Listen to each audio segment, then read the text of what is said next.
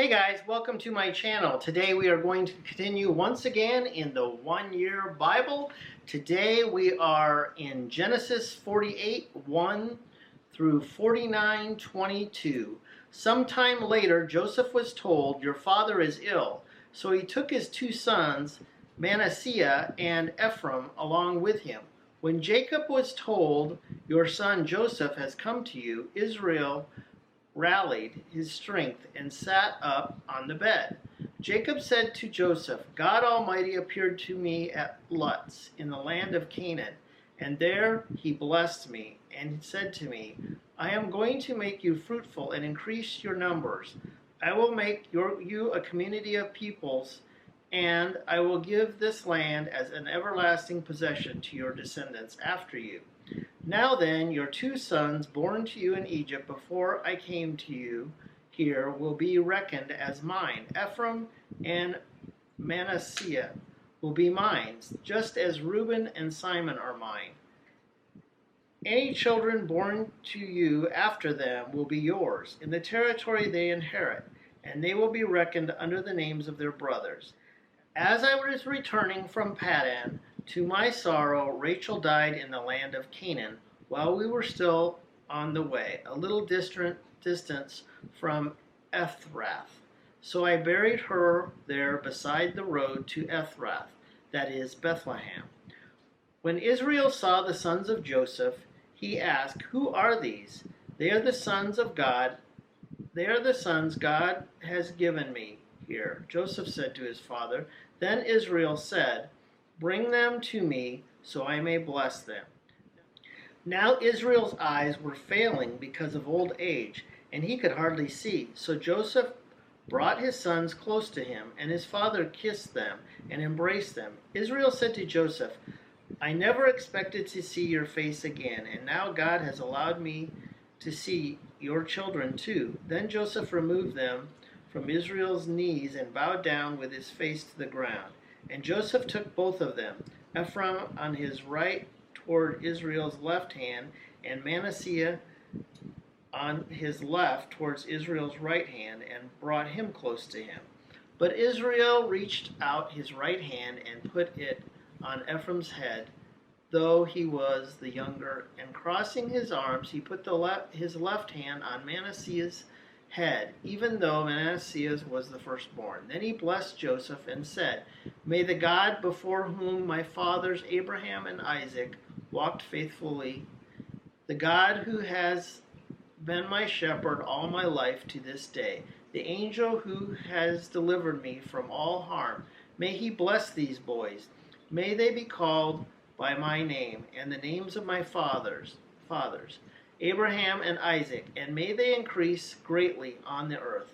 When Joseph saw his father placing his right hand on Ephraim's head, he was displeased. So he took hold of his father's hand to move it from Ephraim's head to Manasseh's head. Joseph said to him, 'No, my father, this one is your firstborn. Put your right hand on his head.' But his father refused and said, 'I know, my son, I know.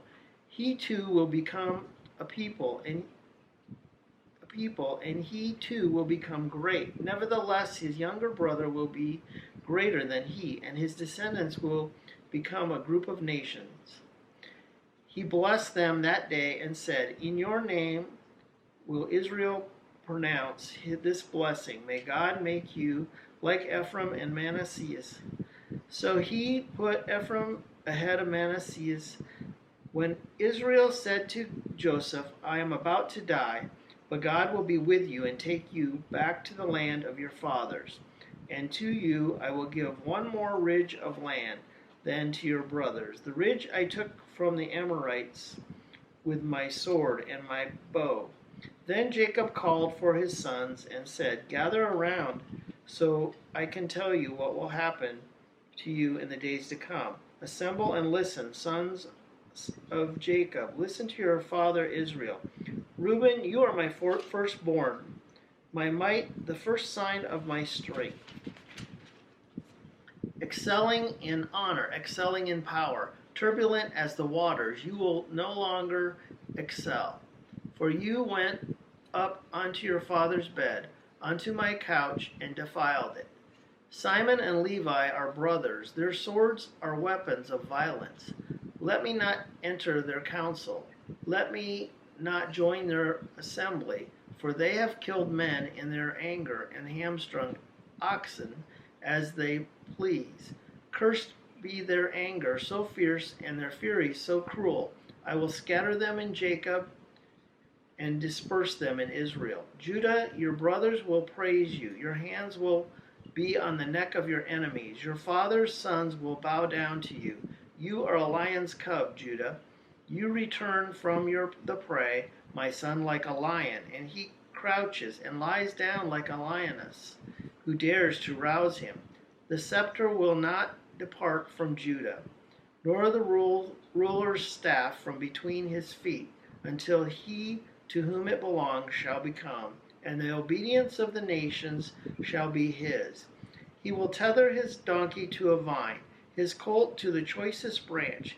He will wash his garments in wine, his robes in the blood of the grapes.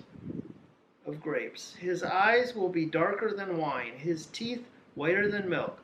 Zebulun will live by the seashore and become a haven for ships, and his border will excel towards Sidon.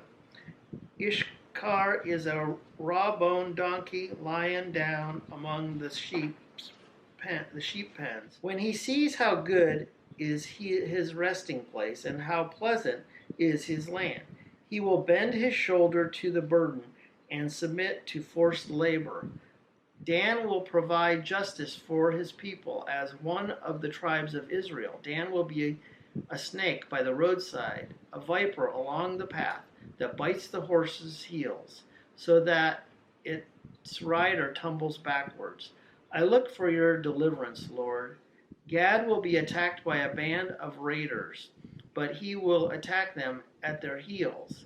Asher's food will be rich, and he will provide delicacies fit for a king. Naphtali is a doe set free that bears beautiful fawns. Joseph is a fruitful vine near a spring whose branches climb over a wall. With bitterness, archers attack him. They shot at him with hostility, but his bow remained steady. His strong arm stayed limber because of the hand of the mighty one of Jacob, because of the shepherd, the rock of Israel, because of your father's God who helps you, because of the mighty who blessed you. With the blessings of the skies above, blessings of the deep springs below, blessings of the breast and womb, your father's blessings are greater than the blessings of the ancient mountains. Then the bounty of the age-old hills. Let all these rest on the head of Joseph and on the brow of the prince among his brothers. Benjamin is a ravenous wolf. In the morning he devours the prey. In the evening he divides his plunder. All these are the 12 tribes of Israel, and this is what their father said to them when he blessed them, giving each the blessing appropriate to him. Then he gave these instructions: I am about to be gathered to my people. Bury me with my fathers in the cave in the field of Ephron of the Hittite, the cave in the field of Machpelah near Mamre in Canaan, which Egypt bought along with the field as a burial place from Ephron the Hittite. There Abraham and his wife Sarah were buried, and there Isaac and his wife Rebekah were buried, and there I buried Leah. The field and the cave in it were bought from the Hittites. When Jacob had finished giving instructions to his son, he drew his feet up into the bed and breathed his last, and was gathered to his people. Now we're going to read Matthew 15:29 through 16:12. Jesus left there and went along the Sea of Galilee. Then he went up on the mountain side and sat down. Great crowds came to him, bringing the lame, the blind, the crippled, the mute, and many others, and laid them at his feet, and he healed them. The people were amazed when they saw the mute speaking, the crippled made well, the lame walking, and the blind seeing, and they praised the God of Israel. Jesus called his disciples to him and said, I Have compassion for these people. They have already been with me 3 days and have nothing to eat. I do not want to send them away hungry, or they may collapse on their way." His disciples answered, "Where could we get enough bread in this remote place to feed such a crowd?" "How many loaves do you have?" Jesus asked. "7," they replied, "and a few small fish." He told the crowd to sit down on the ground. Then they took the 7 loaves and the fish, and when he had given thanks, he broke them and gave them to the disciples. And they in turn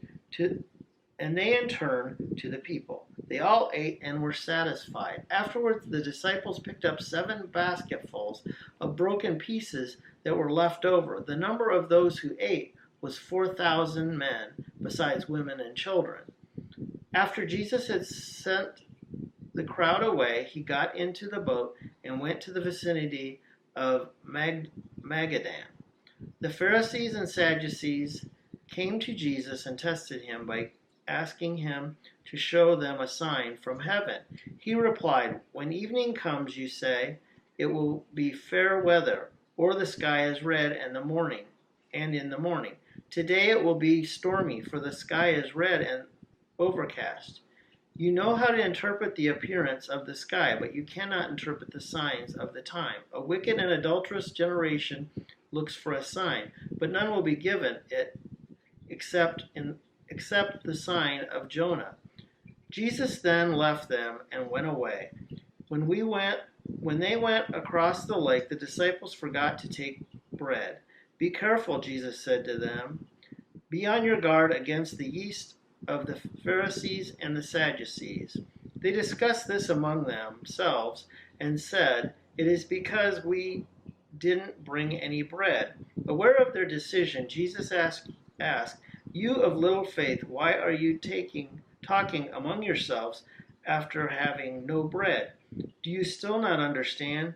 Don't you remember the 5 loaves for the 5,000 and how many basketfuls you gathered? Or the 7 loaves for the 4,000 and how many basketfuls you gathered? How is it that you don't understand that I was not talking to you about bread? But be on your guard against the yeast of the Pharisees and the Sadducees." Then they understood that he was not telling them to guard against the yeast used in bread, but against the teaching of the Pharisees and the Sadducees. Psalm 20:1-9. For the director of music, a psalm of David. May the Lord answer you when you are in distress. May the name of the God of Jacob protect you. May he send you help from the sanctuary and grant you support from Zion. May he remember all your sacrifices and accept your burnt offerings. May he give you the desire of your heart and make all your plans succeed. May we shout for joy over your victory and lift up our banners in the name of our God. May the Lord grant all your requests. Now this I know, the Lord gives victory to his anointed. He answers him from his heavenly sanctuary with the victorious power of his right hand. Some trust in chariots and some in horses, but we trust in the name of the Lord our God. They are brought to their knees and fall, but we will rise up and stand firm. Lord, give victory to the King. Answer us when we call. Now we're going to read Proverbs 4:20-27. My son, pay attention to what I say. Turn your ear to my words. Do not let them out of your sight. Keep them within your heart, for they are life to those who find them, and health to the one's whole body. Above all else, guard your heart, for everything you do flows from it. Keep your mouth free from perversity. Keep corrupt talk far from your lips. Let your eyes look straight ahead. Fix your gaze directly before you. Give careful thought to the paths for your feet, and be steadfast in all your ways. Do not turn to the right or the left. Keep your foot from evil. So that's going to do it for the 1 Year Bible, and we do this every Thursday, and I hope you enjoyed it. If you do, please put a like, Share this with your friends, and we will see you next Thursday.